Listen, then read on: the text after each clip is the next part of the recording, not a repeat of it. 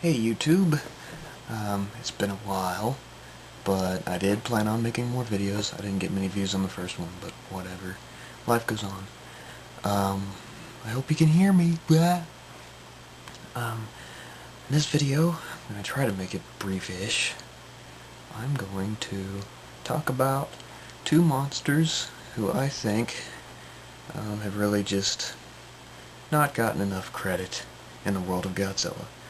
That would be Baragon and Gorosaurus.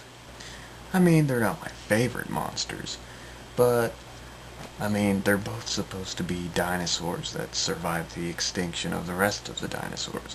So, one should think that's pretty cool. I mean, come on. Like, maybe they were mutated, maybe not. That's not necessarily, like, a fact in the world of Godzilla, but they survived, nonetheless, like Godzilla. So that should put them, in a pretty high rank with Godzilla, aside from the fact that they're both not indestructible. But I mean, like Gorosaurus, he can't even breathe fire or anything. He's just a really big freaking dinosaur. But still, dinosaurs are cool. But he was just kind of thrown into King Kong Escapes to be the T-Rex equivalent, I guess. So King Kong could tear his jaw apart like King Kong did in the original King Kong. And then he makes a cameo in Destroy All Monsters and Godzilla's Revenge, which isn't exactly a cameo if it's all taking place in some kid's mind. And then, let's see, how many other movies was he in? Godzilla vs. Gigan, I think. And maybe Godzilla vs. Megalon. There was a clip of Monster Island at the beginning of that one. But it's like, come on. It's like, you just create a monster for the sake of having King Kong kill it. But at the same time, make him cool enough to be in a few movies. But it's like, he deserves a little more respect, I think. And in Destroy All Monsters, you've got the scene where he's destroying Paris, and the people on the news say it's Baragon. And there you go, like, that goes for both of them. Because Gorosaurus is mistaken for Baragon, and the movie makers were too lazy to fix that.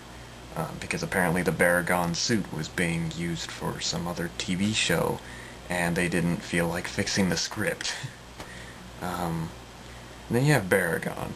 I think he's a pretty cool monster. I mean, if you think about it, he's probably got the big goofy ears because he's an underground dinosaur. And, it gets cold underground or maybe it gets hot underground depending on where you're at. Maybe he could use it to, I don't know, heat himself up or something. But he's got a big horn that glows. I mean, how cool is that? And he also breathes fire in Frankenstein Conquers the World. Not in Godzilla, Mothra, King Ghidorah, Giant Monsters All Out Attack, if you want to call it that. That's the longest movie title ever. But he can't really do much in that, and Godzilla totally owns him in that movie. But he's still, I don't know, I think he's pretty cool. I mean, he's a little goofy looking. But again, a dinosaur that survived the extinction, that's a big deal, if you think about it.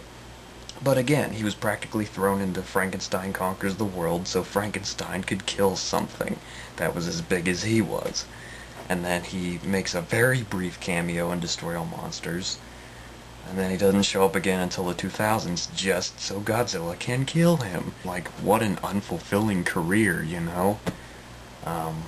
So, I don't know. I just felt like ranting about that. That's something that's always bothered me because they're both, fairly cool monsters. Gorosaurus is kind of got a beer gut. And he's kind of slumpy and wrinkly looking, but come on, he's who knows how many thousands, billions of years old, I don't even know. If he lasted through the extinction and he's only gotten bigger, if you want to say that the Gorosaurus from King Kong Escapes is the same one in Destroy All Monsters, and he just got bigger for Destroy All Monsters, whatever. But clearly he was thrown into King Kong Escapes so King Kong could kill him. And it's like, from then on, he just kind of pops in and out. And there aren't even that many toys made of him. I mean, I've looked for some. They don't make Gorosaurus toys that often. And same with Baragon. But for Baragon, there's more because he got more movies and a little more publicity. But I think they're both, they both deserve more credit. I could talk about Varan, but he got a whole movie to himself. And even though the cameo in Destroy All Monsters was as brief as they come, he still got a movie all to himself. And, I don't know, he's a cool monster, but he got a movie all to himself. And he wasn't there just to get killed.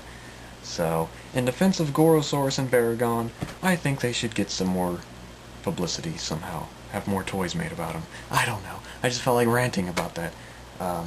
So, to get more responses, if that's possible, if you watch this, make me a video response telling me about your favorite Daikaiju and why it's your favorite. Aside from Godzilla, if you're as big a Godzilla fan as me. Godzilla's usually a given. But, yeah, make me a video or comment telling me your favorite Japanese monster. Or just favorite monster in general. Maybe it's Clover from Cloverfield. I think Clover's pretty awesome, but it's not Japanese. But I could go on and on about Cloverfield. So I'm going to shut up now, and I hope you got something out of this. Bye!